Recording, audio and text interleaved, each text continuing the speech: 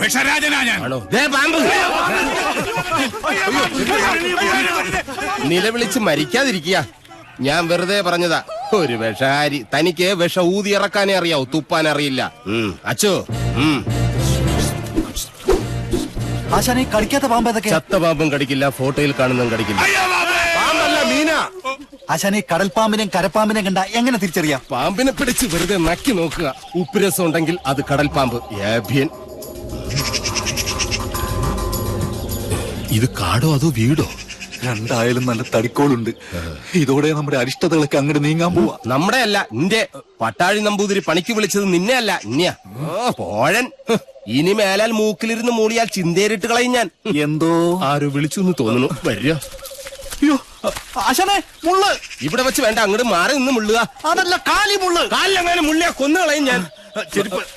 ആശ വരിക.